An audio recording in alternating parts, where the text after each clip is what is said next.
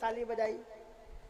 तो मैंने उनका दर्शन दूर से ही किया था। किसी ने कहा महाराज जी ऊपर बुला रहे हैं। मैं दौड़ते हुए ऊपर गया, कहा तिलक पटाखा लगा लेते हो, सज जाते हो, और बड़ा अच्छा शब्द बोला उन्होंने, कहा ये दशहरा के हाथी की तरह सज जाते हो। दशहरा में हाथी नहीं सजाए जाते, क्या है दशहरा के हाथी की तरह सज जाते हो? अरे कुछ पढ़े लिखे लो, तुम्हारे काम आएगा।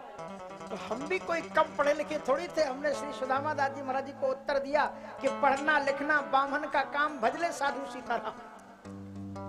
अब बहुत ज्ञानी बन गए। एक धीरे से थप्पड़ मारा, कहा तुलसीदास जी पढ़े लिखे नहीं होते तो रामचरितमानस कैसे लिखते? सूरदास जी महाराज का अध्ययन नहीं होता तो सूर सागर जैसे सदग्रंथों को कैसे लिखते?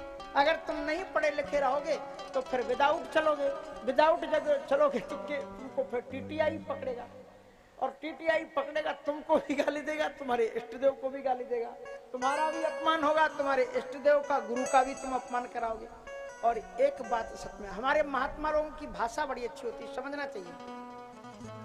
हमारे गंज वासोदा में एक नौलखी आश्रम है महाराज, तो वहां पर महात्माओं की जमातें आई थी। तो महात्मा लोग बात करते थे, हम सुनते थे। तो एक महात्मा जी बात बात पर कहें राम जी की इच्छा से, तो राम जी की इच्छा से। तो एक महात्मा जी महात्माओं को बता रहे थे, एक बार राम जी की इच्छा से रामेश्वरम के लिए मैं चला, और राम जी की इच्छा से रेलवे स्टेशन पहुंचा, राम जी की इच्छा से मैं ट्रेन में बैठ गया। फिर क्या हुआ? बोले राम जी की इच्छा से टीटीआई आ गया। तो राम जी की इच्छा से टीटीआई ने पूछा टिकट, तो महात्मा जी ने कहा राम जी की इच्छा से टिकट हमारे पास में नहीं है। टीटीआई बोला राम जी की इच्छा से उतर जाओ। बोले सोई हम राम जी की इच्छा से होता, तो राम जी की इच्छा से सब काम करो, आनंद आ जाएगा जीवन में। तो कहने का तात्पर्य यह है कि इस प्रकार से प्रहलाद जी केवल तिलक माला छाप करने वाले ही नहीं थे, गुणैर महदुपासक। ईश्वर की उपासना का सर्वश्रेष्ठ साधन है सद्गुणों का विकास करो। तुम्हारे अंदर अगर अच्छे गुण हैं तो ऐसा समझना तुम ईश्वर के ही स्वरूप हो, ईश्वर की उपासना कर रहे हो। और तुम कितनी भी उपासना करते रहो और तुम्हारे अंदर में अगर सद्गुण नहीं है तो तुम अपनी भी नाक कटाओगे, और जिस भगवान का तुमने तिलक लगा रखा है उनकी भी तुम नाक कटाओगे। इसलिए गुणैर महदुपासक। प्रहलाद जी के अंदर में कौन कौन से गुण थे? ब्रह्मण्य, सर्वत्र ब्रह्म का दर्शन करने वाला, ब्राह्मणों में भगवत वृत्ति से उनका पूजन करने वाला था। ब्रह्मण्य, शील संपन्ना, चरित्र संपन्न, ब्रह्मण्य शील संपन्ना, सत्य संधो जितेंद्रिय, सत्य संधो, सत्य के अनुसरण करने वाले, जितेंद्रिय थे, और आत्मवत सर्वभूतानाम एका प्रिय स्वत्मा, समस्त प्राणियों में ईश्वर को समान भाव से देखते हुए सभी के सुख दुख का ध्यान रखते हैं। श्री राम में सब जग जान, श्री राम में सब जग जानी, करो प्रणाम चोरी छूटे पार, करहु प्रणाम चोर जुग पानी, आग जग में सब रहते विराज, आग जग में सब रहते विरागी, प्रेमित प्रभु प्रगट कहीं दिन आगी, प्रेमित प्रभु प्रगट जिन आगी, आत्मवत सर्वभूतानां एका प्रिय सुहृत्तमा, सभी में ईश्वर को देखते थे, इसलिए सभी में उनका प्रेम था। ऐसे उन्होंने दैत्यपति हिरण्यकशिपु ने अपने बेटे को अध्ययन। यहाँ से कथा थोड़ी सी भागवत जी से हट करके है, जो कथा विद्वज्जन यहाँ बैठे हुए हैं ऐसा मत सोचिएगा ये कहाँ से कथा आ गई। जब महाराज उनके मंत्री उन्हें लेकर के जा रहे थे दाईं ओर धधकती हुई अग्नि के पास में, उन्होंने एक बुढ़िया को भगवद नाम संकीर्तन करते हुए देखा। प्रहलाद जी ने रथ को रुकवाया, ये तुम क्या करें? तो वो गोविंद का नाम ले रही। कहा ये कौन है? कहा ये भगवान है। कहा नहीं नहीं, हमारे पिताजी कहते हैं कि भगवान तो मेरे पिताजी ही है, उनके अतिरिक्त कोई भी पिता नहीं है। तो उस बुढ़िया ने कहा कि बेटा तेरा पिता मौत का देवता तो हो सकता है, लेकिन जीवन देने का पिता नहीं हो सकता है। हमने भूल से ये ये जलाया है, ये भट्टा है, इसमें घड़े रखे हैं तपने के लिए, पकाने के लिए। उसमें संयोग से भूल से एक ऐसा घड़ा रखा गया जिसमें बिल्ली के 4 बच्चे हैं। अब मैं ईश्वर से प्रार्थना कर रही हूँ कि हे ईश्वर, तुम ही चाहो तो उन्हें बचा सकते हो। और उसके बाद में तो क्या तुम जिसका नाम ले रहे हो उससे ये बच्चे बच जाएंगे? हाँ, मुझे पूरा भरोसा है। और फिर वहीं पर वो बैठ गए और वो बुढ़िया कीर्तन करने लगी। थोड़ा सा 2-1 बार हम लोग कीर्तन करते हैं। कृष्ण के सब, कृष्ण के सब, कृष्ण के सब, कृष्ण के सब, कृष्ण के सब, कृष्ण के सब पाए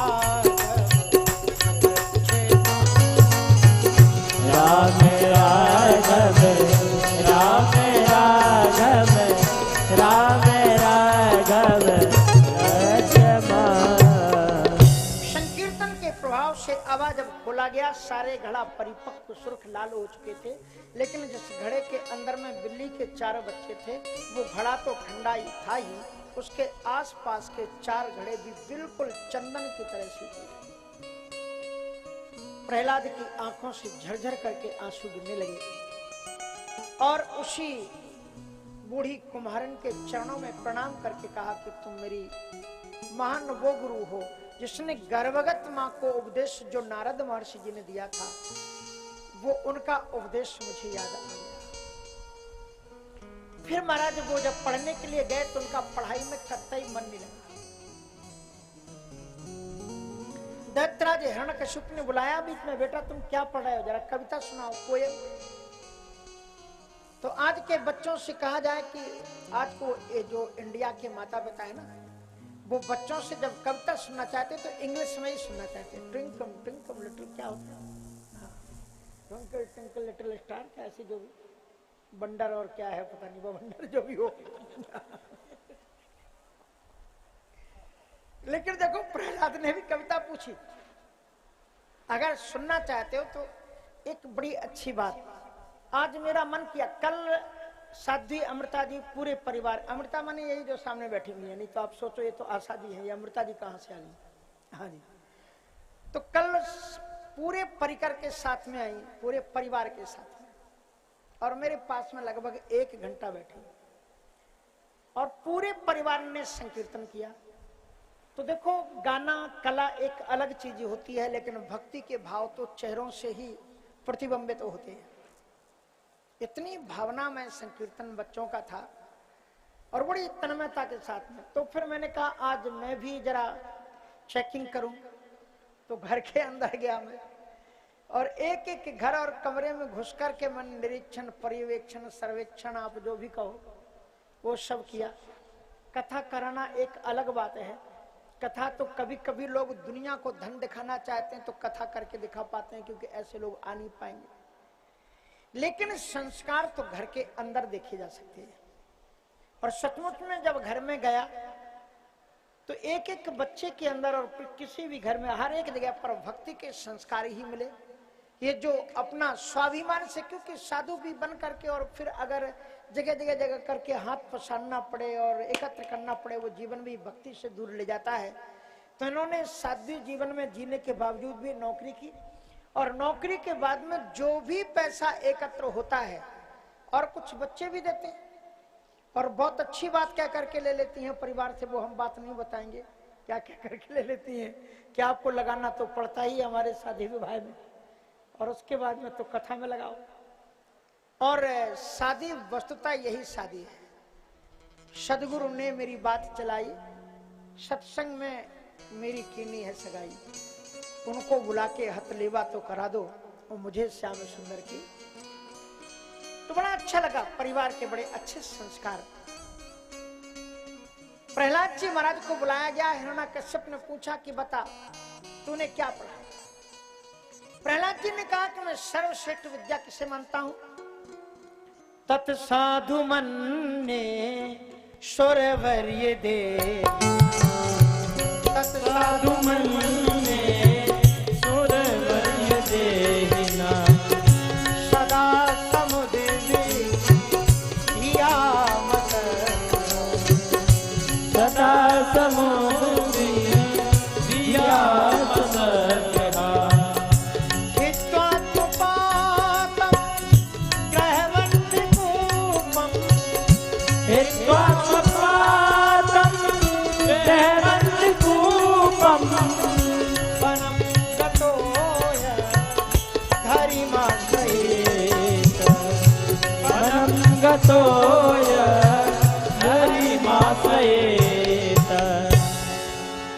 मैं उसे ही श्रेष्ठ विद्या मानता हूँ। पढ़े लिखे कर फल सुख सोई, अविरल भगति राम पद होई। तत्व साधु मन ने सुरवर्य देहि नाम। सुर दुर्लभ मानव जीवन को प्राप्त करके जिससे भजन किया जाए वही श्रेष्ठ विद्या है। सदा समुद्र विघ्न धिया मसद विहा, उद्विग्नता का पर सांसार के उद्विग्नता का परित्याग करके तो हित्वात्म पातम ग्रह मंद कूपम, घर गृहस्थी के अंधकूप में अपनी आत्मा को पतित करने से बचाओ। क्यों दिन रात इसको अंधकूप की ओर ढकेलते हुए ले जा रहे हो? तो फिर क्या करें? कहा बनम गतो यद्धरिमाश्रये। पिताजी आपकी चतुर्थावस्था आ गई है। बनम गतो यद्धरिमाश्रये, तो वन में जाकर के हरि का आश्रय ग्रहण करो। हरि नाम सुनते ही आग बबूला हो गया, क्योंकि हरि ने ही हिरण्याक्ष का वध किया।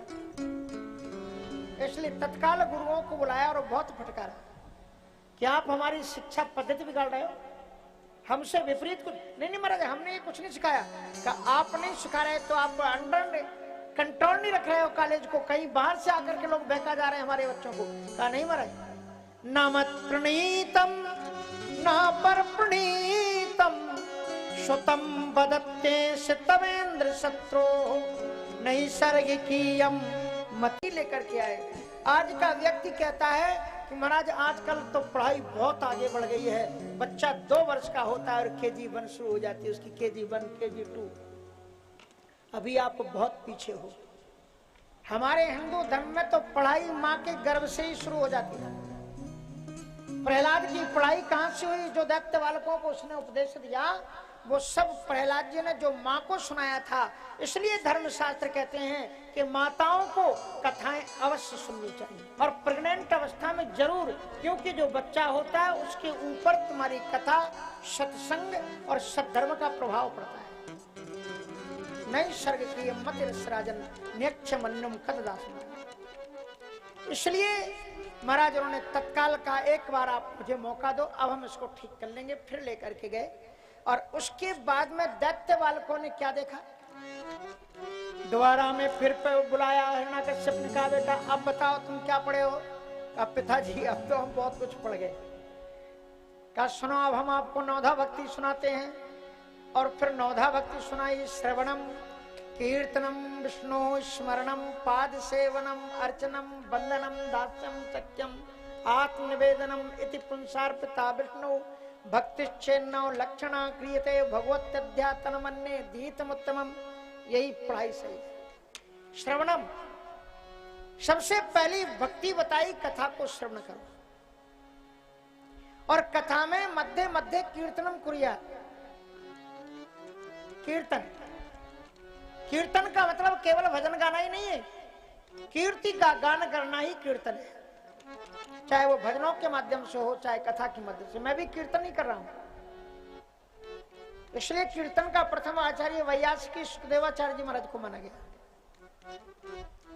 तो इसलिए कहने का तात्पर्य यह है कि श्रवणम कीर्तनम, कीर्तन करो भगवान नाम का। यहां सुनो और फिर जाकर के सुनाओ किसी को। श्रवणम कीर्तनम विष्णु स्मरणम। और फिर आपने कथा में जो ध्यान विधि पढ़ी उसके आधार पर भगवान का ध्यान करो। श्रवणम कीर्तनम विष्णु स्मरणम पाद सेवनम, ठाकुर जी के चरणों का अनुचर्या जैसे लक्ष्मी जी करती हैं, हनुमान जी महाराज करते हैं। अर्चनम वंदनम दास्यम सख्यम आत्मनिवेदनम, इस प्रकार से नौदा भक्ति उन्होंने क्रमशः उनको बताई है। और उसके इति पुंसार्पिता इन, ये क्या इको ज्यादा किया है क्या भैया? आवाज लौट क्या रही है? तो श्रवणम कीर्तनम विष्णु स्मरणम पाद सेवनम, तो इति पुंसार्पिता विष्णु भक्ति चिन्ह लक्षण, इनमें से एक भी भक्ति आपके जीवन में आ जाए आपका उद्धार हो जाएगा। एक दिन प्रहलाद जी महाराज बैठे हुए थे और दैत्य वाला को उनकी क्लास में घुसाए। कहा कि प्रहलाद तुम क्या पढ़ते हो? हमें तुम्हारी पढ़ाई ज्यादा अच्छी लगती है। प्रहलाद ने कहा पुराने जमाने में क्या पढ़ाते थे? रीमानी ऋषि, गामानी गणेश, हामानी हनुमान। अब धर्म निरपेक्ष हो गया अपना राज्य, इसलिए अब क्या पढ़ाते हैं? गामानी गधा, उमानी उल्लू, वामानी बकवास। तो मतलब इस प्रकार से करके, क्योंकि अगर गणेश पढ़ाएंगे तो एक देवता एक संप्रदाय के देवता है। वो तो भला कहो अब युग और जमाना एक साथ बदल रहा है। सब रिटर्न होकर के आपका धन आपके पास में आने वाला है। और आपको मैं बता दूं, कभी आप खुद श्रीमद् भागवत पढ़ना। श्रीमद् भागवत में जो हिंदू धर्म का इतिहास है, जो भारत की संस्कृति है, जो सभ्यता है, जो संस्कार है, जो विज्ञान है, दुनिया में कहीं नहीं है। ऐसे ग्रंथों को स्कूल में पढ़ाना चाहिए ताकि लोगों को इस ज्ञान को जान सके। ये तो हमारे ब्राह्मण बालक जाकर के श्रीमद् वृंदावन धाम जैसी जगह में रह करके पढ़ करके फिर भागवत कथा आपको सुना रहे हैं। इसमें कोई सरकार का काम थोड़ी है, लेकिन करना चाहिए। दूसरे लोगों को जैसे सहयोग किया जाता है तो हमारे तरफ में सरकार के माध्यम से वृंदावन, अयोध्या जैसे स्थलियों में दिव्यतम भागवत और रामायण जैसे स्कूल खोलने चाहिए कि जो बालक वहां रह करके पढ़ना चाहें उन्हें पूरी सुरक्षा मिले और पूरी व्यवस्था मिले। अगर गुरुकुल ना हो, ऋषिमुनियों के आश्रम ना हो तो ये तो विद्या लुप्त हो जाए। इसलिए सरकार का काम है कि राष्ट्र की सभ्यता और संस्कृति की रक्षा के लिए प्रयत्नशील होकर के चले।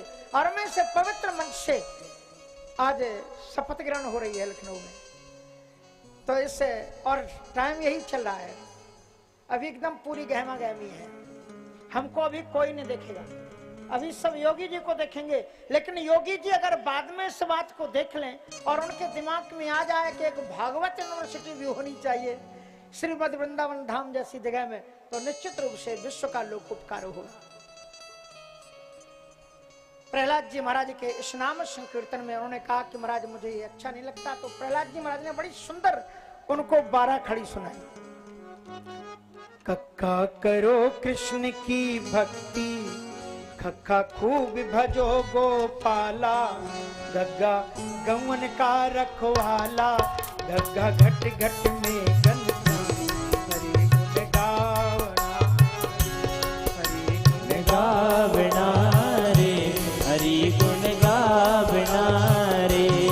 कक्का करो कृष्ण की भक्ति, कक्का खूब भजो गोपाला, गग्गा गौवन का रखवाला, गग्गा घट घट में घनश्याम, हरि गुण गावना रे, हरि हरि गुण गावना रे।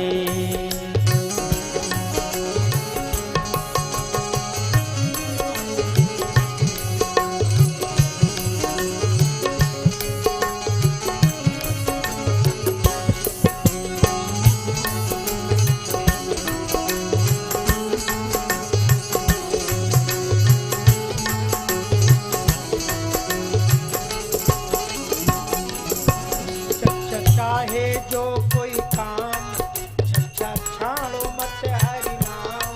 जय जसोदा को लाल झझा दुख दुख करो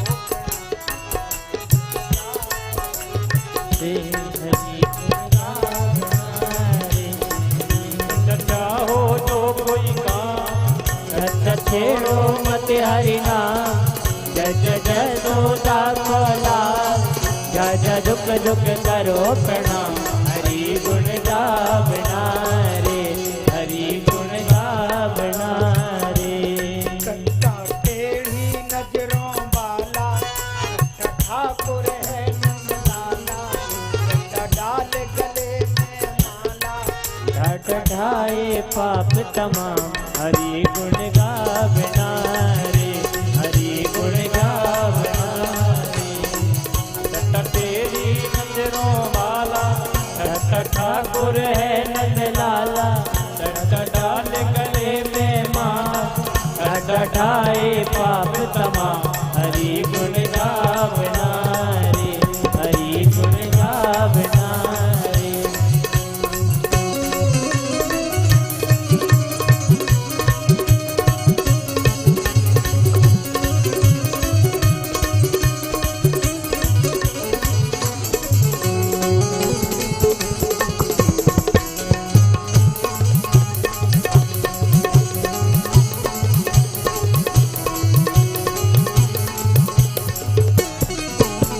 तिरछी नजरों वाला सखा भी है नंदलाला।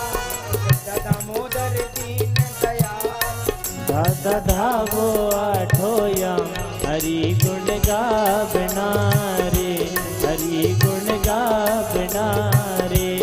सत्ता तिरछी नजरों वाला सत्ता खाती है नंदलाल।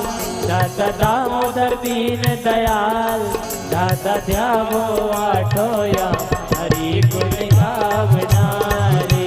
हरि गुण गावना रे।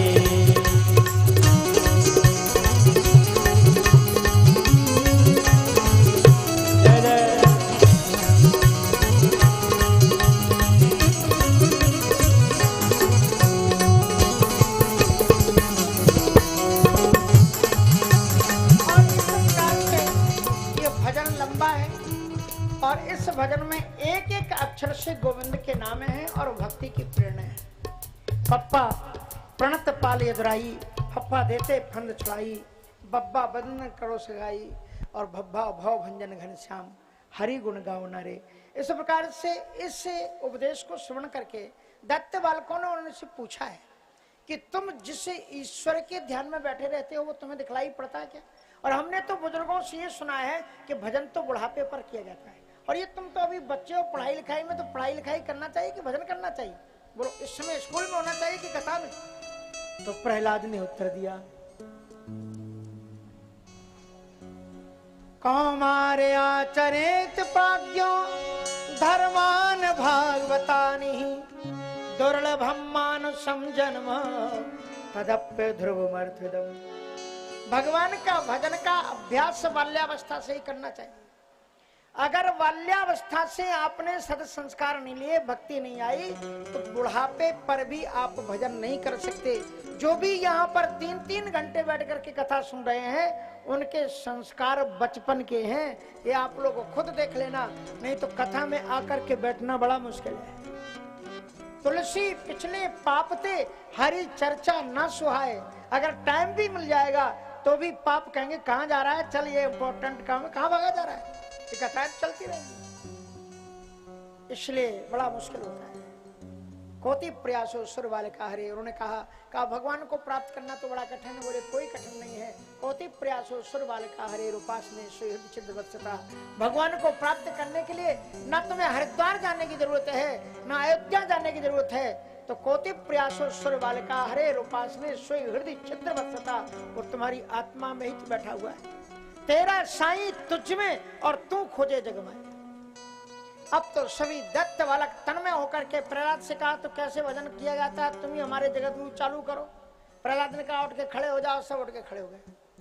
कहा कि सब हाथ उठा लो। सबने ऐसे हाथ उठा ले और प्रहलाद ने शुरू किया। सब एक साथ शुरू हो गए।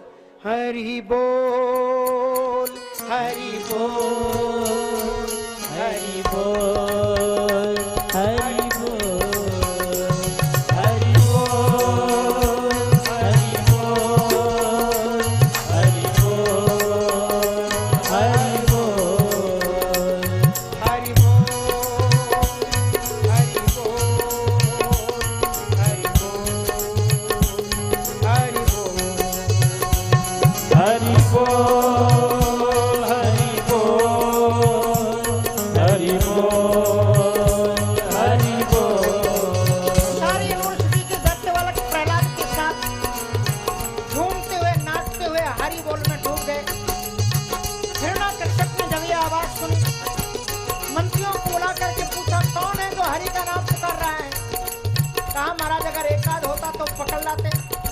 सारी यूनिवर्सिटी में आंदोलन हो गया है। काम का लीडर कौन है? का लीडर आपका लाडला प्रहलाद है। का बहन मूल सत भयो घमोई। पकड़ो उठा करके फेंक दो पहाड़ की चट्टानों से। हम नहीं चाहते ऐसे पुत्र को। हम ऐसे पुत्र को नहीं चाहते।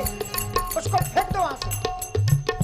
दैत्यों ने बहुत समझाया कि प्रहलाद इस पहाड़ से अगर तुझे गिराया गया और ये हड्डी चकनाचूर हो जाएगी। प्रहलाद ने जरा नीचे झांक करके देखा तो पहाड़ के नीचे में आजानु बाहु परमात्मा सहस्त्रों भुजाएं फैला करके खड़ा हुआ था। आजा प्रहलाद, मैं तेरी प्रतीक्षा कर रहा हूँ। प्रहलाद ने कहा मुझे जल्दी से जल्दी गिराओ, परमात्मा की बाहों में झूलना चाहता हूँ। और प्रहलाद खुद ही छलांग लगा दिया। दैत्यों ने सोचा बालक मर गया होगा, सोचा हड्डी उठा करके ले जाएं। नीचे जब आकर के देखा प्रहलाद मरा नहीं था, उसकी बॉडी नहीं थी। वो तो बड़ी तन्मयता के साथ में अज्ञात किसी के हाथ पकड़ा करके भाव से गा रहा था। हरि बोल हरि बोल हरि बोल हरि बोल हरि बोल हरि बोल हरि बोल हरि बोल। प्रहलाद का बाल बाका नहीं हुआ। जाको राखे साइया मार सके ना कोई। का एक काम करो, अग्नि के ऊपर कड़ाहा रख करके खोलते हुए तेल में इसको फेंक दो, पूरी की तरह तल जाएगा। प्रहलाद को खोलते हुए तेल के पास में जब लाया गया, प्रहलाद ने देखा उसके गोविंद उस कढ़ाई में खड़े हुए। कहा प्रहलाद ये तेल नहीं है, पानी आ जा, अपन दोनों इसी में होली खेलेंगे अपना गोविंद के साथ में। आ जाओ, हम प्रेम से यहाँ पर कंदक क्रीड़ा करेंगे। प्रहलाद ने अचकन ऊंची की कूद पड़ा और भाव से गाने लगा। हरि बोल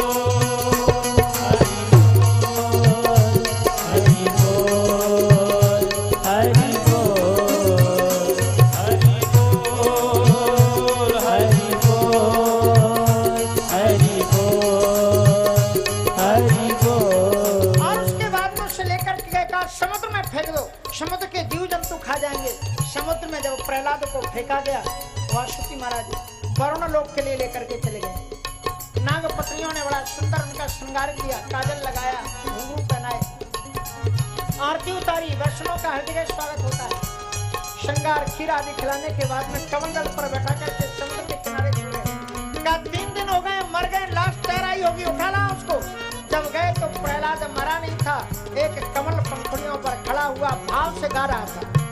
हरि बोल हरि बोल हरि बोल हरि बोल हरि बोल हरि बोल हरि बोल हरि बोल। आज बबूला होता का 10,000 हाथियों का बल जिस मदमस्त हाथी में कुचला डालो उसको नीचे। हाथ और बाहों को बांध कर के जमीन में रगड़ दो इसको।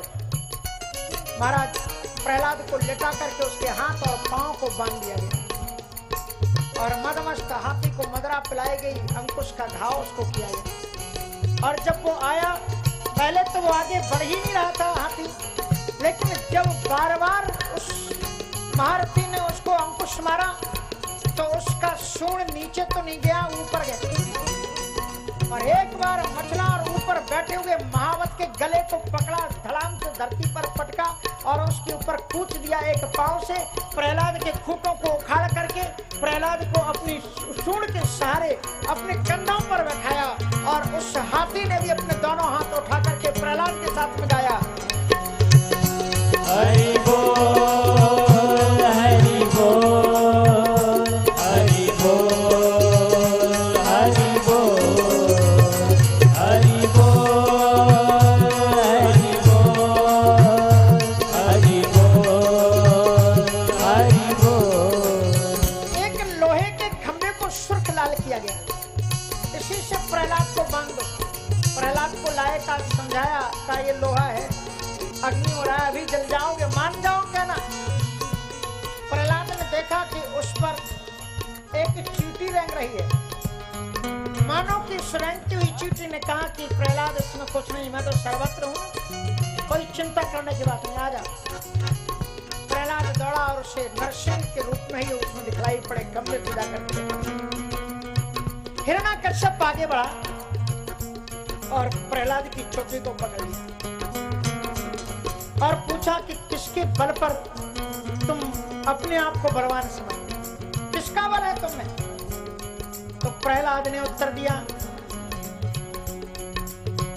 ना केवलम में भवतस्य राजन, ना केवलम में भवतस्य राजन, सवै बलम बलि नाम च परे, सवै बलम बलि नाम च परेषां, परे बरे मिस्त्री जंगी माए, परे परे स्थिर जंगमाये, ब्रह्मादयो येन वशं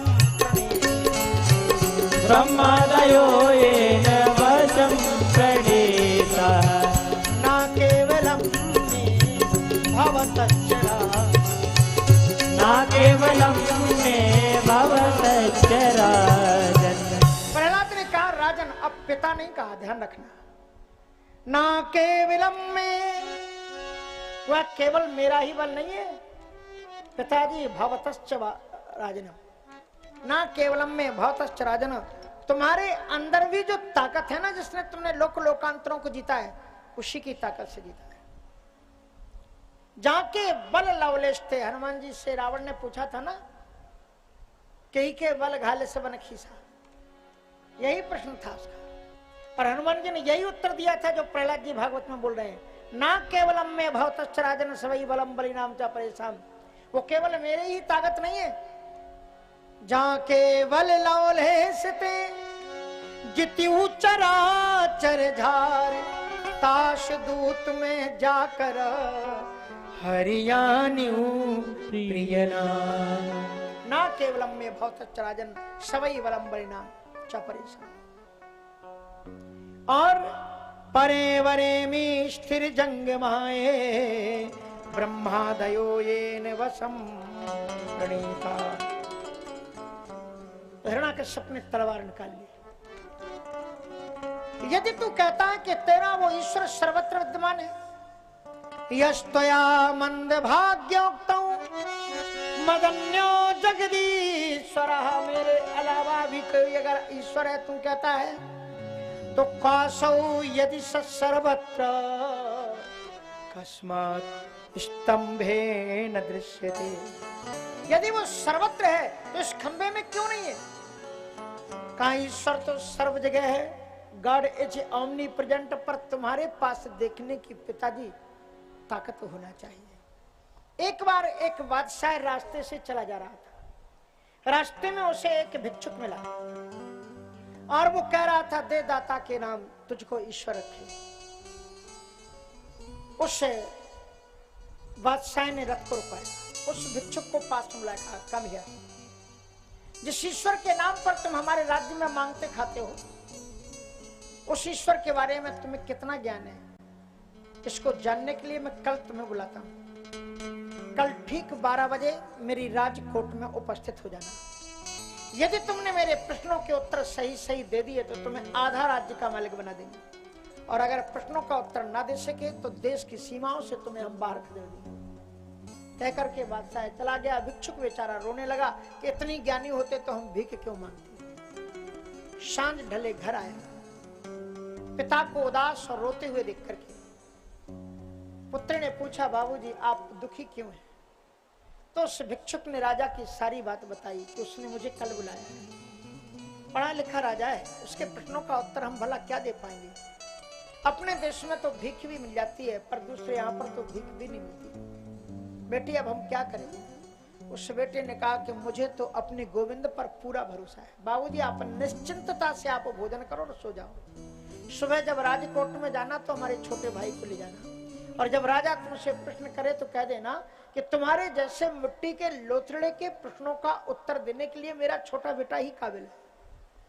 तब बुजुर्ग मुस्कुराया कि बेटी अगर ऐसे नहीं दंड देता होगा, अगर मैं ऐसे बोलूंगा तब जरूर सजाए मौत देगा। अब पर मुझे तो पूरा भरोसा है। अब महाराज वो भिक्षुक दूसरे दिन दरबार में पहुंचा और एक बात बताएं, अगर आप कोई कथा कराओ, यज्ञ कराओ, प्रवचन कराओ तो कितने भी लोगों के कान के बगल में चिल्लाना की कथा है, आ जाना। कहेंगे अच्छा कथा हो गई, अरे हमको कोई ने बताया नहीं, आपने हमें फोन ही नहीं किया।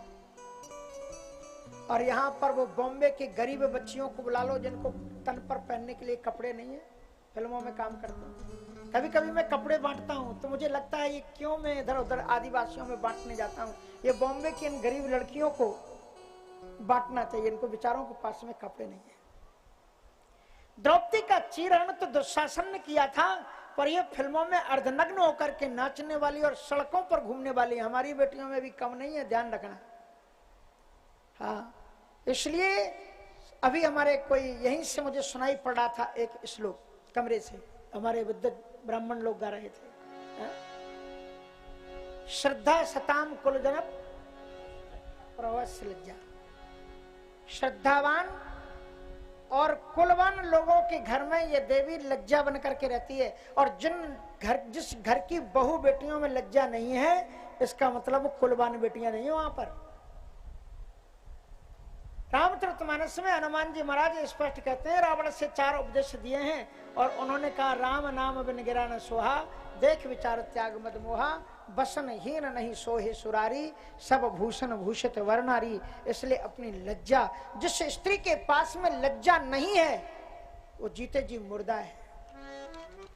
इसलिए अपनी सलीके से कपड़े पहनो, सलीके से हर जगह पर जाओ, सलीके की वाणी बोलो, मर्यादा का व्यवहार करो। ये पुरुषों के लिए नियम नहीं है। आप कहेंगे कि हिंदू धर्म में लोगों ने बहू बेटी बना करके बच्चियों को घूंघट कढ़ा करके घर के अंदर बंद कर दिया, ये अन्याय किया गया, बच्चियों को घर में बैठा दिया गया। लेकिन आपको बात बताऊं, मार्केट में 2 प्रकार की दुकानें होती हैं, एक लोहे की दुकान होती है और एक हीरा मणि जवाहरात की दुकान होती है। किसकी ज्यादा सुरक्षा होती है? जिसमें हीरा मणि जवाहरात रहते हैं ना, उसमें तमाम दरवाजे होते हैं, गेट कीपर खड़े किए जाते हैं, और जो कीमती चीजें उनमें होती है ना, कुछ चीजें तो कांच में दिखा दी जाती हैं, और अगर आपका वो मोती वाला हार दिखाना तो फिर स्पेशल लॉकअप खोलेगा और उसके बाद में डिब्बी दिखाएगा, उसमें भी एक कपड़ा होगा, कागज होगा चमकता हुआ, और उसमें निकाल करके दिखाएगा। हमारे भारतवर्ष की सनातन धर्म की बहु बेटियां, ये वो बहु बेटियां हैं जिनके गर्भ से राम और कृष्ण, प्रहलाद और ध्रुव जैसे हीरा और मणि जवाहरात इनकी कोखों से पैदा होने वाले हैं। इसलिए और लोहे की क्या सुरक्षा होती है, रात में जब आते हैं हीरा मणि की दुकानें बंद करके तो कितनी चौकसी बंद करके और ताला डाल करके आते हैं, और लोहे की गाटरें जहां बिकती है उनको खुली सड़क पर छोड़ करके चले आते हैं। हिंदू धर्म ये कहता है ये पुरुष लोग तो लोहे की गाटर की तरह है, कहीं पड़े रहने तो कोई चिंता की बात नहीं है, कीमती तो हमारी बहु बेटियां हैं, इसलिए इनकी सुरक्षा, इनकी मर्यादा की आवश्यकता है। तो क्या घूमते रहो कहीं पर, इसलिए ये मर्यादा है। यदि एक बेटा अच्छा काम करता है तो एक परिवार का नाम रोशन करता है, लेकिन अगर एक बेटी अच्छा काम करती है तो 2 परिवार के नाम को रोशन कर देती है। चित्रकूट की धरती पर सीता को तपस्वी वेश में देख करके राजा जनक ने रोते हुए यही कहा था, पुत्री पवित्र किए कुल दो, तूने दोनों कुलों को धन्य बना दिया। इसलिए मर्यादा की आवश्यकता बच्चियों को है, बेटियों को है, बहुओं को है। इसलिए बड़ी मर्यादा में बात है। तो महाराज उन्होंने आपको बताया तो वहां पर बड़ी भीड़ जुटी हुई थी। राजा आया, राजा ने कहा सावधान उत्तर देने के लिए तैयार हो जाओ। बुड्ढे ने कहा तुम्हारे जैसे मिट्टी के लोथड़े का प्रश्नों का उत्तर देने के लिए मेरा छोटा बेटा ही काबिल है। राजा की आंखें लाल हो गई। बच्चे से कहा प्रश्न का उत्तर दोगे? कहा yes sir, I will try. खड़ा हो गया, कहा बताओ ईश्वर कहां रहता है?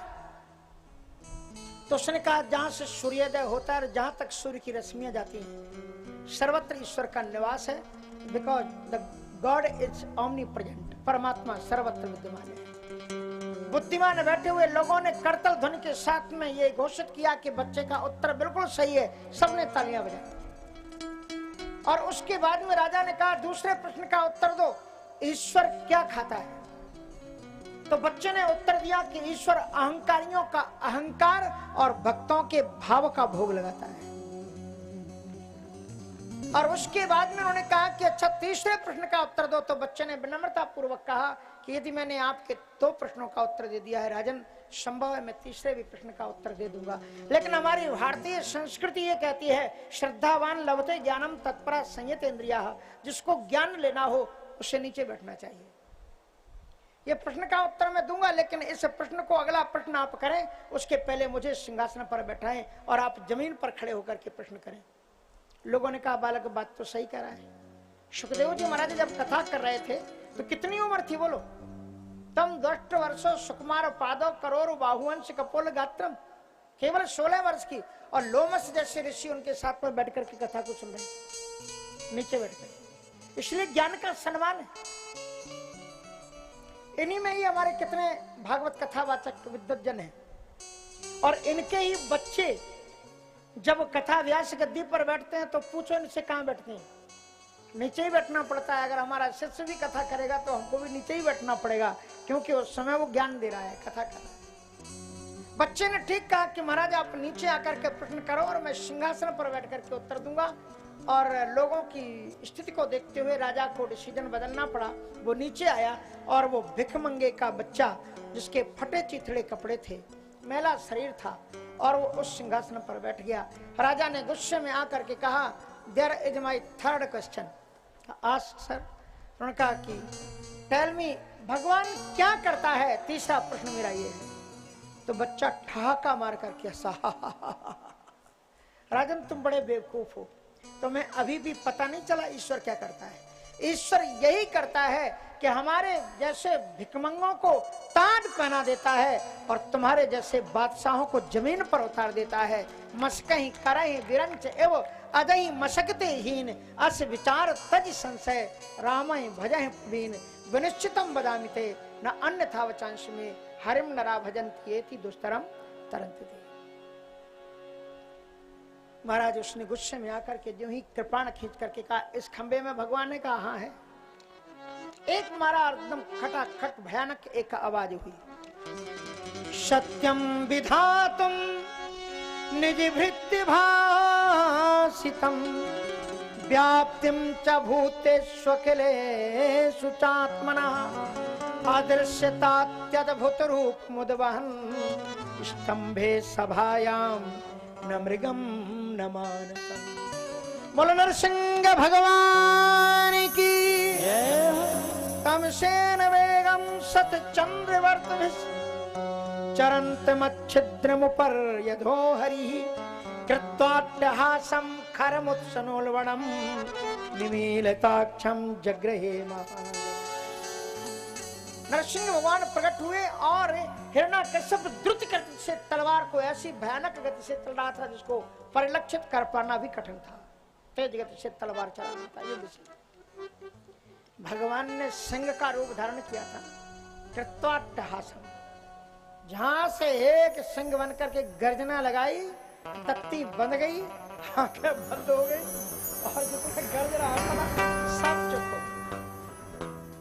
और फिर भगवान ने थोड़ी शीला की, क्योंकि वरदान दिया था कि दिन में और रात में मारेंगे नहीं। तब तक खेल खिलाया और उसके बाद में लपक करके भगवान ने हिरण्यकश्यप को पकड़ा। कभी आपने वो फिरंगी चलाई? फिरंगी वो जिसमें धागा डाल करके ऐसे ऐसे ऐसे ऐसे कितनी तेज गति से घूमती, ऐसे ही भगवान ने उसके हिरण्यकश्यप के पकड़े बाएं और ऐसे ऐसे घुमाया फिरंगी की तरह। और उसके बाद में जो देहली थी उसी पर गोविंद बैठ गए, नरसिंह भगवान। और उसके बाद में उठा करके उसने अपनी जंघाओं में डाल दिया। क्या there are some questions very important, कुछ प्रश्न है हमारे। भगवान ने कहा कि जरा बता तू दिन है कि रात? कहा गोविंद कुछ नहीं, ना दिन है ना रात। तू घर के अंदर है कि बाहर? कहा नहीं, आप तो दिल्ली में लेकर के बैठे हो। मुझे गौर से देख, मैं मनुष्य हूं कि पशु? बोले क्या कहा जाए आपको, आप नीचे से नर भी हो और ऊपर से सिंह भी हो। इसलिए उन्होंने कहा कि सब कुछ बोलते बोलते ये भी कहा कि तू आकाश में है धरती में? कहा नहीं, आपने बीच में लटका रखा है।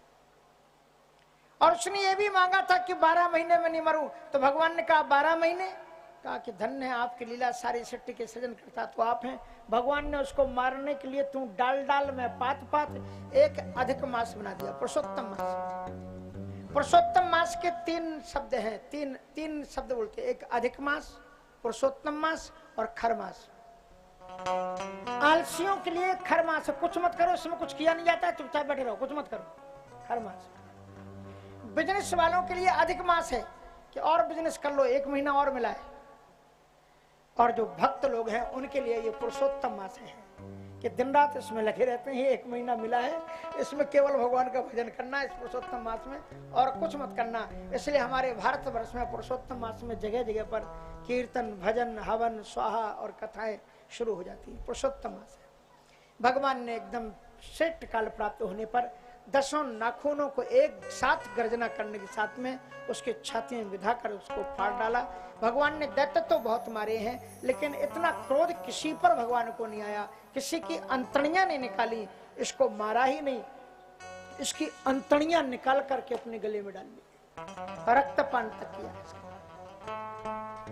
भगवान को इतना क्रोध आया। उसके बाद में भी जब क्रोध शांत नहीं हो रहा था, उनके रोम रोम से सूर्य सी किरणें निकल रही थी, लोकांतर विध्वंस हो रहे थे। और तब देवताओं ने कहा कि महाराज शंकर जी से कि आप लोग जाकर के इनको किसी तरह से इनको शांत कराओ। तो ब्रह्मा जी शंकर जी ने कहा हमारी सामर्थ्य नहीं कि हम इनके पास जाएं। बोले क्यों? कहा इसको वरदान हम ही ने दिए थे, और अगर कहीं हम सामने पहुंच गए तो हम ही को पकड़ लेंगे। बोले तुम्ही ने वरदान दे करके ताकतवर बनाते, और फिर जब नहीं बनती तो हमारे पास आ जाती, इसलिए हम नहीं जाएंगे। तो फिर बोले फिर कौन जा सकता है? कहा लोग बाहर कितने भी 30 मारखा बनते हो ना, लेकिन घर के अंदर जाते से ही सब भीगी बिल्ली बन जाती है। एक अमेरिका में एक पंडित जी प्रवचन कर रहे थे कि जब मैं प्रवचन करता हूँ, जब मैं सिंह गर्जना करता हूँ तो लोगों के दहन जाते हैं। और उसी समय उनकी श्रीमती जी निकली, तो करते करते क्या हुआ पंडित जी? कहा वो सिंह वाहिनी आ गई, इसलिए अब क्या बोले। तो बड़ा मुश्किल होता है कि जो लोग बाहर 30 मारखा बनते हैं, घर में आकर के रावण को कोई नहीं डांट पाता था, केवल एक द्रौपदी ही डांटती थी, क्या नाम उसका, मंदोदरी, और कोई नहीं डांट पाता था। इसलिए उनका एक काम करो, इनके पास में इनकी श्रीमती जी को भेज दो। साक्षात् श्री प्रेषिता देवैर दृष्ट्वा तन्महदद्भुतम् अदृष्टश्रुतपूर्वत्वात् सानोपेयाय संगता। भगवती लक्ष्मी जी ने जब उनके विकराल रूप को देखा तो वो भी पीछे छुप गई। ना तो मैंने ऐसा स्वरूप देखा है, ना सुना है। कहीं प्रेम से ही बड़े रोंगटे वाला हाथ मेरे ऊपर रख दिया तो मेरा क्या होगा? मैं नहीं जाऊंगी इनके पास। शंकर जी महाराज भावाभूत होकर के आंखों में आंसू भर के प्रहलाद के पास में आए। कहा प्रहलाद ये तेरे भगवान हैं, ये तुम्हारे लिए ही ये कृपा करके प्रकट हुए हैं। नरसिंह जी भगवान दिखने में बड़े भयानक हैं, लेकिन इतनी करुणा के सागर हैं क्योंकि एक परंपरा को तोड़ने के लिए नरसिंह जी का अवतार हुआ है। लोग सोचते हैं कि भगवान तो त्रेता में ही आएंगे, भगवान तो द्वापर में ही आएंगे, लेकिन नरसिंह भगवान कहते हैं कि मेरे भक्त पर यदि कोई किसी पल, किसी भी घड़, किसी भी समय, किसी भी जगह अत्याचार करेगा, मैं खंबा फोड़ करके प्रकट हो जाऊंगा और मैं उसे छोड़ूंगा नहीं। ये नरसिंह भगवान का अवतार है। एक क्षण में प्रकट हुए, हिरण्याकश्यप का संहार हुआ, वरदान दिया, चले गए। ऐसा भगवान का अवतार है। इसलिए पुष्टि मार्ग में भी जो 4 व्रत बताए जाते हैं, उन 4 व्रतों में नरसिंह भगवान का भी व्रत है। 5 व्रतों में नरसिंह भगवान का बड़ी महिमा है। हर एक संप्रदाय में नरसिंह जी का सम्मान है। प्रहलाद जी के सामने, प्रहलाद जी जब नरसिंह भगवान के सामने आए, भगवान हिरण्याकश्यप का वध करने के बाद में उसी के सिंहासन पर बैठ गए थे, इसलिए ताकि इस सिंहासन पर भक्त को बैठाना है, पवित्र करने के लिए। प्रहलाद जी जब सामने जाकर के प्रार्थना करते हैं, ब्रह्मादया सुरगणा मुनयोति सिद्धा सत्वैकतान मतयो वचसां प्रवाहि नाराजितुं पुरुगुणैः धुनापि विप्रु किंतु तुमर्हति समय हरिरुग्र जाते। ऐसा कहते हुए प्रहलाद जी महाराज जो ही चरणों में गिरे, रोने लगे। नरसिंह भगवान औचक अपने सिंहासन से उठे और प्रहलाद को अपनी गोद में उठा लिया। बोले प्रभु प्यारे प्रिय कोमल तिहारे अंगे असुर ने मारे मम नाम एक गाने में गिरते गिराए पुनि जल में डुबोए हाय अग्नि में जलाए कमी राखी ना सताने में मंजुल मुखार बिंदु चूम चूम बोले प्रभु। हमारे एक संत तो बड़ी अच्छी व्याख्या कर रहे थे, श्री सुतीक्षण दास जी महाराज का। नरसिंह थे ना, शेर शावक को कैसे चाटता है, पूरे शरीर को चाटता है, ऐसे ही प्रहलाद जी महाराज के अंग प्रत्यंग को नरसिंह भगवान चाट रहे। इतना चाटा कि प्रहलाद के पूरे शरीर को ही प्रसाद बना दिया। बोले प्रभु प्यारे प्रिय कोमल तिहारे अंगे असुर ने मारे मम नाम एक गाने में गिरते गिराए उन जल में डुबोए हाय अग्नि में जलाए कमी राखी ना सताने में मंजुल मुखार बिंद चूम चूम बोले प्रभु करुणा स्वरूप बने करुणा दिखाने में और हृदय ते लगाए लपटाए कहे बार बार क्षमा करो वत्स मुझे देर भई आने में क्षमा करो वत्स मुझे देर भई आने। सिंहासन पर बैठा करके भगवान ने हाथ जोड़े प्रहलाद और भगवान उनसे कहते हैं कुहेदम बपु कोचवया सुकुमार पाद कुहेदम बपु कोचवया सुकुमार में तत् पैता प्रमत्त कृत दारुण यातनास्ते आलोचितो हि विषयो यम भूति पूर्वा क्षन्तव्य मंग यदि में समय विलंब क्षन्तव्य मंग यदि में समय विलंब। प्रहलाद को भक्ति का वरदान दिया, श्रेष्ठ आसन पर बैठाया। भगवान ने कहा वरदान मांगो, तो प्रहलाद ने कहा ये वरदान दो कि मन में वरदान मांगने की कामना ही कभी पैदा न हो। तो भगवान ने उन्हें वरदान दिया, चलने लगे और तब तक प्रहलाद उठे। हिरण्याकश्यप का जहां शरीर पड़ा हुआ था उसके चरणों के पास बैठ गए और रोते हुए कहा प्रभु जी अभी आप गए नहीं है, एक वरदान दे दो। अब बड़े गजब की बात करते हो, अभी कह रहे थे कोई वरदान न मांगो और अब कह रहे हो वरदान का। मैं आपसे केवल इतना प्रार्थना करता हूँ कि मेरे पिताजी को जो आपने दंड दे दिया है उससे ही पर्याप्त माना जाए। अब मेरे पिताजी को नरक में जाकर के यमराज की यातनाओं को ना भोगना पड़े, ये मेरी आपसे प्रार्थना है। अब मेरे पिता को दूसरा जो सूक्ष्म स्थूल आदि शरीर से जो दंड दिए जाते हैं वो नरक की यातनाओं को ना भोगना पड़े, यही मेरी आपसे प्रार्थना है। नरसिंह भगवान रो उठे, प्रहलाद को हृदय से लगा लिया, कहा हम इन्हीं गुणों के वशीभूत होते हैं। जिस पिता ने इतना सताया उसके लिए पुत्र कहता, इसी का नाम है पुत्र। पुम नाम नरकम त्रायते सा पुत्र, जो पुम नाम के नरक से अपने माता पिता को बचा ले जाए सत्कर्मों के द्वारा, उसी का नाम पुत्र है। प्रहलाद जी को 5 अध्यायों में बहुत सुंदर सुंदर उपदेश हैं। समय नहीं है, अब हम सीधे आपको और तेज गति से ले चले तो 8वां स्कंद है। 8वें स्कंद में मनवंतरों का वर्णन है। एक मनवंतर में एक उपेंद्र होते हैं, इंद्र होते हैं, ऋषि होते हैं और पूरी पूरी अवतार भगवान का होता है। इनका सबका विवेचन होता है। पहले गजेंद्र की कथा है। इस गजेंद्र की कथा में यही बताया गया है कि हम और आप सभी गजेंद्र हैं। ये शरीर देहाध्यास से इसी में डूबे हुए हैं और दिन रात भौतिक रस के सरोवर में डूबे हुए हैं और ये पता नहीं अंदर ही अंदर मौत रूपी ग्राह पांव पकड़ करके हमें खींच ले जाता है। लेकिन अंतिम समय में उस ग्राह ने जब कमल उठा करके ईश्वर की प्रार्थना की है, चिगाड़ा है, तो बड़े बड़े मदमस्त हाथी उसे बचाने के लिए आए। लेकिन उसने बड़ी सुंदर बात की कि नामामि में ज्ञा, नामामि में ज्ञा तय आतुरम गजा, नामामि में ज्ञा तय आतुरम गजा, कुतः करिल्या प्रभवन्ति कुतः करिल्या प्रभवन्ति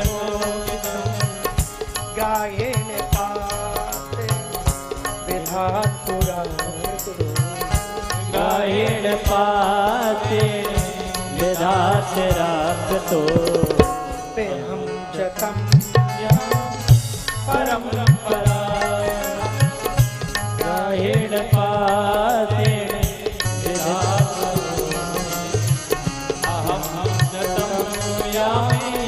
परम परायणम।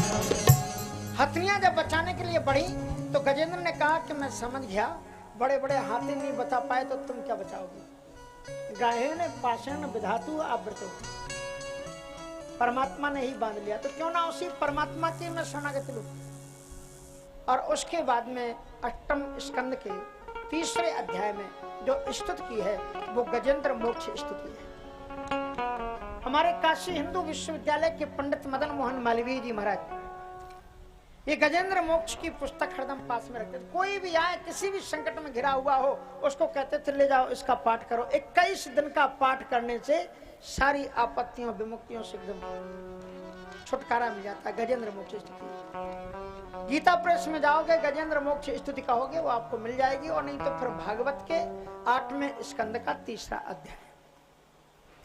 एवं विवस्तो बुद्ध्या समाधाय मनोहृदि जजापु परमं जाप्यं प्राज्ञनमन्यनुशिक्षितम्।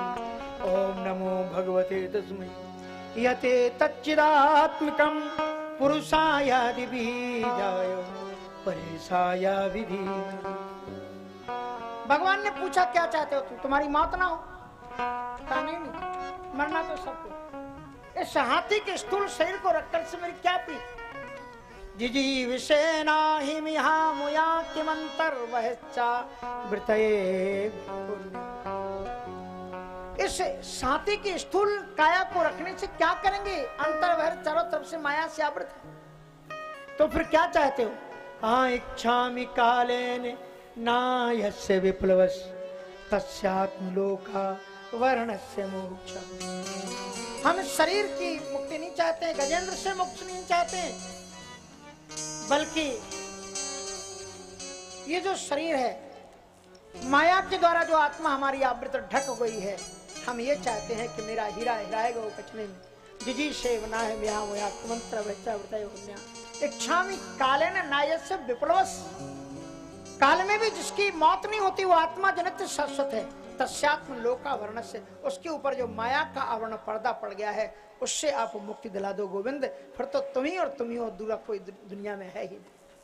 बहुत सुंदर सुंदर उन्होंने तंबी के पीड़ित मजा सहसा उतिरिया सग्राह मासु सरसा कृपयोज्यहार गाहाद्विपाटित मुखादरिणा गजेन्द्र संपश्यतां हरिरमो मुचिदुस्त्रियाणां बोलो सच्चिदानंद भगवान की। फिर गजेंद्र और ग्राह दोनों के पूर्व जन्म की कथा है। घोर नाम का गंधर्व था, देवल नाम के ऋषि को पानी में उसने परेशान किया, कहा जाओ तुम मगर हो जाओ, और एक संत के आगमन पर उठकर तुमने अभ्युत्थान ने किया, इंद्रद्युम्न को ये श्राप मिला तुम हाथी हो जाओ। भगवान की कृपा से दोनों की मुक्ति हो गई। बोलो सच्चिदानंद भगवान की। फिर बाद में ये प्रश्न पूछा गया है कि यथा भगवता ब्रह्मण मतता क्षीर सागरा, भगवान ने समुद्र का क्षीर सागर का जो मंथन किया किस लिए?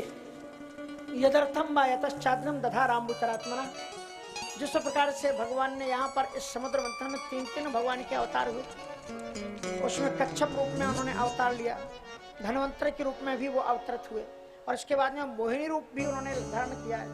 तो अत्यंत दिव्य लीलाएं हैं इस कथा को। ये लगभग किसी भी पुराण में आप देखोगे समुद्र मंथन की कथा घूम फिर करके उसमें आएगी। रामचरितमानस में तो समुद्र मंथन की 3 बार चर्चा की, बालकांड में, अयोध्या कांड में और उत्तरकांड में। इसलिए इसमें कहते हैं कि जब पुनः दैत्यराज वरी ने देवताओं पर विजय प्राप्त की, देवता लोग मारे मारे फिर रहे थे, जब इनको सिंहासन में जाते हैं तो भगवान को भूल जाते हैं, और जब आपत्ति आती तो भगवान को याद करते हैं। भगवान ने सोचा थोड़ा इन्हें सिखाओ, तो इस बार जब आए कहा कि महाराज हमारी हेल्प कर दो, तो हरदम तो भगवान उठा करके सस्ते खड़े हो जाते थे, लेकिन इस बार भगवान लेटे ही रहे। बोले महाराज आप आपत्ति सुनकर के भी लेटे हो? हाँ, बोले समस्या क्या है ना, इस समय आपके अनुकूल नहीं है, और अगर समय अनुकूल ना हो तो दुश्मन से भी मित्रता कर लेनी चाहिए। अरियोप ही संदेहा सती कार्याण गौत। फिर अब लंबी बात है, आप जानते हो कि फिर किस किस प्रकार से उन्होंने फिर बलि के पास में गए हैं। समुद्र मंथन की प्रक्रिया पूरी होती है, वो कहते हैं समुद्र मंथन में जो अमृत निकलेगा तुम्हें भी और हमें भी बांट दिया जाएगा। फिर उसमें मथानी के रूप में मंद्राचल पर्वत को लाए, वासुकी को तैयार किया कि आपको हम नेति रस्सी के रूप में लगाएंगे, और जब मंथन करने के लिए शुरू हुए तो पहाड़ नीचे धंसा जा रहा था। तो उन्होंने कहा कि महाराज लगता है भगवान देखो देवताओं को मान्यता देते हैं, बड़ाई देते हैं, इसलिए उनको गणेश जी को मान्यता देनी थी। इसलिए उनका हम लोगों से एक भूल हो गई। क्या भूल हो गई? ये शास्त्र विधि मुत्सर्ज वर्तनते काम करता। शास्त्र ये कहते हैं किसी भी पूजन के शुभारंभ में गणेश जी का पूजन होना चाहिए। हम लोगों ने गणेश जी का पूजन नहीं किया, इसलिए ये विघ्न बाधा है। तो फिर उन्होंने गणेश जी का पूजन कराया। बिलोक के विघ्नेश विधम तदेश्वरो दुरंत वीर्यो वितथा विसंधि। गणेश जी की तो पूजन करवाई, तो क्या गणेश जी ने उस कार्य को सफल किया? गणेश जी को मान्यता दिलाने के लिए गोविंद खुद ही, वो पहाड़ तो नीचे धंसते ही जाता। कृत्वा वपुः काच्छपम् अद्भुतं महत् प्रविष्टोऽयं गिरिमुज्जहार। सारी दुनिया के बल को तो भगवान ही उठा रहे हैं, हमें और आपको तो केवल बढ़ाई देते हैं। ग्रह कारज नाना जंजाला ते अति दुर्गम शैल विशाला। और उसके बाद में समुद्र का मंथन शुरू हुआ। देवता और दैत्य दोनों लगे, और कब किस तरफ लगे वो सब कथा आप सुन चुके हो। इसलिए क्या उद्देश्य ठाकुर जी का उनको मुख की तरफ लगाने का था, पीछ की तरफ ना गणनक्षणमयो पूछम। उस प्रकार से फिर महाराज फिर भी जब समुद्र में मंथन में कुछ नहीं निकला तो निर्ममंथा जिता स्वयं। अजित परमात्मा ने कहा अब तुम लोग हट जाओ, मैं खुद मंथन करता हूं। निर्मथिमाना दुदधेरभूत विषम महोल्बणम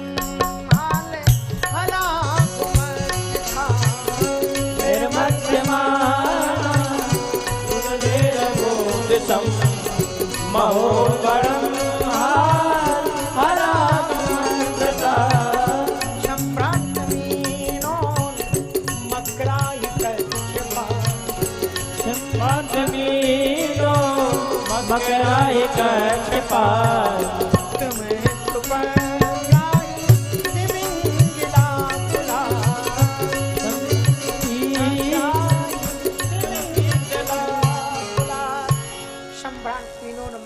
कच्छपात। और उसके बाद में जहर निकला, संपूर्ण जरत सकल सुरवृंद विषम गरल जही पान किए।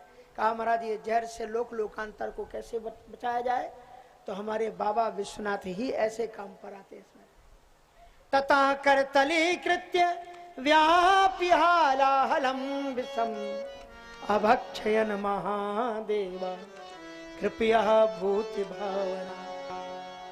भूत भावन का अर्थ क्या होता है अब आगे बताएंगे आपको। तो भूत भावना, भूत माने होता है प्राण, भूत माने भूत प्रेत मत समझ लेना, क्योंकि भगवान कृष्ण जी को भी एक जगह भूत भावन कहा गया। अवतीर यदुर्वंशे भगवान भूत भावना। भूत मानी प्राणी मात, जो प्राणियों से ही भूत कहा गया। तो इसलिए कहने का तात्पर्य है कि भगवान शंकर जी ने तथा करतली कृत व्यापी हला हलम विषम, और उन्होंने जहर को अंदर तक नहीं जाने दिया, न जीव पर रखा, सीधे कंठ में ही धारण किया। जीव पर भगवान का नाम है। धन्यास्ते कितना पिबंति सततम श्री राम नामामृतम, और अंदर में गोविंद विराजमान है तो अंदर जाने कैसे देते। इसलिए मान सहित विष खाए के शंभु भये जगदीश, नीलकंठ उनका नाम हो गया। भगवान शंकर जी के चित्र को लोग नीला नीला बना देते हैं। शंकर जी नीले थे क्या? आप लोग खूब जानते हो, फिर भी चित्र बना देते हो ऐसे। रोज ही आरती में कहते हो कर्पूर्ण गौरव। शंकर जी के समान तो सुंदर कोई है ही नहीं। कपूर काला होता है, नीला होता है क्या? जरा सावधान रहना। ये अगर आपको कोई गुरु ना हो तो फेसबुक या फिर वो व्हाट्सएप में आप कोई ग्रुप में जुड़ जाओ, इतना ज्ञान मिलेगा, इतना ज्ञान मिलेगा कि ज्ञान झेल नहीं पाओगे। लेकिन इस ज्ञान से सावधान रहना, ये अधकच्चा ज्ञान होता है। तुम्हारे देवताओं के बारे में उल्टी सीधी टिप्पणियां होती हैं। ऐसे ऐसे विचित्र चित्र बना करके राधा कृष्ण के डाले जाते हैं। भगवान राधा कृष्ण जी केवल 11 वर्ष की अवस्था तक के ही भगवान रहे हैं ब्रज में, लेकिन उनके ऐसे प्राण उभरते हुए शरीर बनाए जाते हैं राधा जी के, कृष्ण जी के आलिंगन करते हुए प्रेम की, जो उन लोगों के दिल और दिमाग में वासनाएं बैठी हुई हैं, वो ऐसे तो कह नहीं सकते, तो चित्रों के माध्यम से उभार करके डालते हैं। और भजनों में भी ऐसे ऐसे भजन है महाराज। पत्थर की राधा रानी, बताओ, भगवान पत्थर की, और इन्हीं भजनों को गाएंगे। मेरा दिल तुझ पे कुर्बान, इतने इतने शब्द तुम्हारे पास है, काय को आप उर्दू के गुलाम बनते हो स्वतंत्र भारत में? कुर्बान करते हो दिल को, भगवान पर न्यौछावर हो जाओ। प्राचीन काल के सूरदास मीरा की कभी भजन चले गए क्या? और इसलिए इन लोगों ने नए नए भजनों को बनाने के माध्यम से सूर और तुलसी और मीरा जैसे महान कवियों के भजनों को कथा से गायब कर दिया। चले गए, अब तो वो तो पत्थर की राधा रानी गाएंगे। ऐसे भजन होने चाहिए जिसमें लोग कमर मटकाएं, नाचें और गाएं। वैसे एक बात बताएं, भक्ति में कथा में नाचना तो चाहिए, नृत्य तो करना चाहिए, लेकिन वो क्या है ना कि जब शादियां होती है ना, मना है कि महिलाएं शादियों में पुराने जमाने में नहीं जाती थी, अब तो पूरा रोड जाम कर देती, और बीच सड़क पर नाचेंगी, कोई शर्म नहीं आएगी। लेकिन भगवान की कथा में उठ करके खड़े होकर के नृत्य करने में शर्म आएगी, वहां पर उनको शर्मा। एक बार मैं दिल्ली गया तो एक शादी आदि में हम लोग जाते नहीं, और साधुओं को बुलाना भी नहीं चाहिए, साधुओं को जाना भी नहीं चाहिए, खतरा है। साधु को शादी में नहीं बुलाना चाहिए। दो बात हो सकती है वहां पर जाने से, बारात निकल रही है, दूल्हा घोड़े पर बैठा हुआ है और साधु को भी आपने बुला लिया उसमें। साधु घोड़े पर बैठे हुए दूल्हा को देख करके उसके मन में विचार आ सकता है कि यार हमको भी घोड़े पर बैठना चाहिए था, कहां से साधु बन गए। या तो ये हो सकता है साधु बिगड़ेगा, और नहीं तो घोड़े वाले ने अगर देखा उसको साधु भजन करता हुआ चला जा रहा है, यार कहां से दुनिया के चक्कर में फंसने जा रहे हैं, भागो साधु बन जाना चाहिए, तो वो दूल्हा भाग सकता है। इसलिए साधुओं को शादी आदि में हम तो मना करते हैं, क्या जाना। लेकिन एक सज्जन नहीं माने, अब ले गए मुझे महाराज। लड़की पक्ष से थे, दिल्ली में शादी थी, बड़े धूमधाम से दूल्हा बैठा हुआ चला आ रहा था घोड़े पर, और उसके बाद में फिर जो है एक लड़की काले वस्त्र पहने हुए भयानक नृत्य कर रही थी, ऐसा लग रहा था पृथ्वी हिल रही है। तो मैंने उनसे पूछा, मंत्री साहब हमारे बगल में खड़े हुए थे, होम मिनिस्टर सत्यदेव कटारे जी, तो मैंने कहा कि ये लड़कियां भी बैंड बाजे में आ जाती होंगी? बोले नहीं नहीं महाराज जी, ये जो दूल्हा बैठा हुआ है ना, उसकी बहन है। वाह, बहुत गजब। तब मुझे एक बॉम्बे का एक भजन याद आया, सुना दे एक भजन, एक ही लाइन याद है, ज्यादा नहीं। रामचंद्र कह गए सिया से, रामचंद्र कह गए सिया से, ऐसा कल युग आएगा, सुनेगा दाना दुनेगा, कौआ मोती खाएगा, हंस चुगेगा दाना दुनेगा, कौआ मोती खाएगा। रामचंद्र कह गए सिया, रामचंद्र कह गए सिया से, ऐसा कल युग आएगा, हंस चुगेगा दाना दुनेगा, कौआ मोती खाएगा, हंस चुगेगा दाना दुनेगा, कौआ मोती खाएगा। हरी सड़क पर पहना नाच, हरी सड़क पर बहना नाचे, बंधु खड़ा सिखाएगा, हंस चुगेगा दाना दुनेगा, कौआ मोती खाएगा, हंस चुगेगा दाना दुनेगा, कौआ मोती खाएगा। बीच सड़क पर नृत्य करने में शर्म नहीं आएगी, लेकिन मीरा पद घुंघरू बांध मीरा नाची। मैं तो अपने नारायण की आप ही हुए गई दासी। अगर नृत्य भी करना है तो भगवान की कथा में नृत्य करो, भवबंधन तुम्हारे खुल जाएं। लेकिन सांसारिकता के सामने तो महाराज समुद्र मंथन हुआ, और इसके बाद में जहर को पान करने के बाद में फिर समुद्र मंथन जब शुरू हुआ है। कौस्तुभाख्यमभूद रत्नम पद्मरागो मभूदे, तस्मिन् हरिस्पृहां चक्रे वक्षोलंकरणौ मणि। पद्मराग कौस्तुभ नाम का मणि निकला। उसकी विशेषता उसमें धागा नहीं होता। तस्मिन् हरिस्पृहां चक्रे, भगवान ने चाहा वो भगवान के कंठ में जाकर के लटक गया। ततः और विभिन्न प्रकार के रत्न निकले।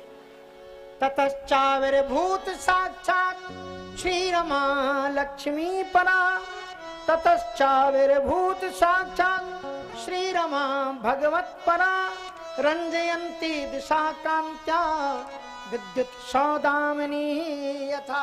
भगवती लक्ष्मी जी का प्रादुर्भाव हुआ। दुंदुबियां बजी, गणेश जी ने अभिषेक किया, सरस्वती जी ने वीणा नाद किया, देवताओं ने स्तुति की, ब्राह्मणों ने वेद मंत्रों का पाठ किया, और संपूर्ण आनंद की वर्षा वहां पर होती। भगवती लक्ष्मी जी के आविर्भूत होते ही सारे लोग उनको चाहते थे। सब चाहते थे कि मैं लक्ष्मी पति बन जाऊं। दुनिया में हर एक व्यक्ति चाहता है। लक्ष्मी पति बनने की कोशिश मत करना, क्योंकि लक्ष्मी तुम्हारी माँ है। अगर बनना तो कभी लक्ष्मी पुत्र बनना या लक्ष्मी दास बनने की कोशिश करना। लक्ष्मी पति बनने की कोशिश करोगे तो वही दुर्दशा होगी जो रावण की हुई थी। इसमें there is no any doubt. सोच करके सभी देवता लोग लाइन से लग गए लक्ष्मी जी को वर्णन करने के लिए। बड़े बड़े ऋषि मुनि लोग भी लगे हुए थे। लक्ष्मी जी ने एक एक करके सबको इनकार कर दिया। एष ब्रह्माति वृद्धस्तपति दिनपति चंचलो मातृस्वा। ब्रह्मा जी भी दाढ़ी हिलाते हुए सामने खड़े हुए थे, शायद मुझे ही माला डालना। लक्ष्मी जी ने कहा एक एष ब्रह्माति वृद्धस, ये बहुत बुढ़े हो गए। एष ब्रह्माति वृद्धस तपति दिनपति, और ये सूर्य तपते बहुत है, इनके पास में तो बैठने मुश्किल। चंचलो मातृस्वा, दिग्वासा। इस शंकर जी तो खुद ही वस्त्र नहीं पहनते, तो पत्नी को कहां से बनारसी साड़ी पहनाएंगे। दिग्वासा नीलकंठ त्रिस्पति रसो गर्विता चेतेव्या। और इस प्रकार से इत्थम देव्या विचिंत भ्रमल कुल कला गीत शब्द प्रफुल्ला दत्ता माला मुरारे सुरतर कुसुमा अलंकृता पातु स्मान। वहीं पर भगवान नारायण पीतांबर डाल करके सो रहे थे, उन्हें जगाया और उन्हीं के गले में माला। सारी दुनिया में एक साथ कीर्तन होने लगा। श्रीमन्नारायण नारायण नारायण, श्रीमन्नारायण नारायण नारायण, श्रीमन्नारायण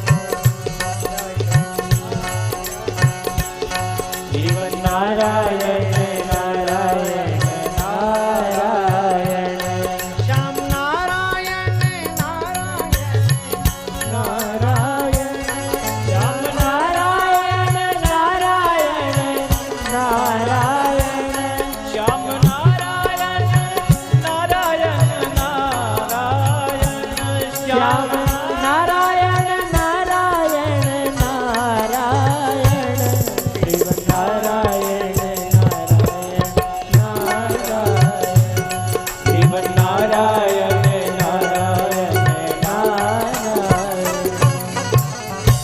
14 रत्न निकले। लक्ष्मी कौस्तुभ पारिजातक्षुरा धनवंतरे चंद्रमा धेनु काम दुधा सुरेश्वर गजो रंभादिदेवांग अश्व सप्तमुखो विषम हरिधनु शंखोमृतम चाम्बुधे रत्नानीति चतुर्दश प्रतिदिनम ब्रुवन्तु नो मंगलम। हिंदी में इनके नाम सुन ले। श्रीमणि रंभा वारुणी अमीय संख्य गजराज कलपत्रम शशि धेनु धनु धनवंतरी विश्वाज। समुद्र के मंथन के अंत में साक्षात धनवंतरी जी महाराज आयुर्वेद और अमृत कलश के साथ में प्रकट हुए। देवताओं में आपाधापी हुई। दैत्य लोगों ने झपट करके उनके हाथ से अमृत कलश को छीना और इस दौड़ धूप में जहां जहां कलश रखा गया 4 कुंभ आज भी वहां पर भराते हैं। और इस प्रकार से उनको व्यामोहित करने के लिए साक्षात भगवान ने फिर मोहिनी का रूप धारण किया। दैत्यराज बलि ने अमृत कलश उनको दे दिया। उन्होंने कहा सभी लोग 2 लाइन बना करके बैठ जाओ। दैत्य अलग देवता अलग। बोले अलग अलग क्यों? तो दैत्यों के कान में धीरे से जाकर के कह दिया अजी अमृत कलश तो आपने मुझे दिया है ना? बोले हाँ। तो इसलिए हम सोचते हैं पहले इन देवताओं को बांट दें, बाद में आपको बांटेंगे। बोले क्यों? कहा कि जो पतला पतला है ना वो पहले इनको पिला दें, उसके बाद में जो गाढ़ा गाढ़ा बचेगा फिर वो आपको पिलाएंगे। और इतना कहते कहते थोड़ा भगवान ने देवराज इंद्र की ओर देख करके मुस्कुरा करके और थोड़ा सा ऐसे कर दिया। और उसके बाद में जब उन्होंने ऐसा किया तो वो एक दैत्य ने देख लिया दाल में कुछ काला है, तो बोले ये देवताओं को ही अमृत मिलेगा। इसलिए तत्काल राहु वहां से खिसका और देवता लोग ज्यादा चमकते जाता थे। दिव्य कीड़ा विजिगीषा स्वप्न मोद मद कांति गतिषु, ये दिव्य धातु का ये लक्षण है। इसलिए वहां जाकर के बैठ गया। तो अगर चमकती हुई वस्तु के पास बैठो तो चमक तो आ ही जाएगी। भगवान ने चरण उनको भी अमृत दिया। उसके बाद में सूर्य और चंद्र ने संकेत किया कि महाराज ये तो देवता नहीं है। भगवान ने विराट रूप धारण किया, उसका वध किया। फिर तो पता लग गया और भयानक संग्राम हुआ। और उसके बाद में देवता लोग अब अमृत पी चुके थे, इसलिए अमृत के कारण उन्होंने दैत्यराज बलि को जीत लिया। दैत्यराज बलि मृत्यु को प्राप्त हो गए। लेकिन तत्काल दैत्य लोग उनके शरीर को उठा ले गए। शुक्राचार्य जी के पास में अमृत संजीवनी थी, उससे उन्होंने पुनः दैत्यराज बलि को जिंदा किया। जीवन में अगर जय आ जाती है तो पराजय भी आती है। सुख दुख जिसमें दोनों रहते, जीवन है वह गांव, तो कभी धूप और कभी छांव, दोनों परिस्थितियों में भी हैप्पी। अगर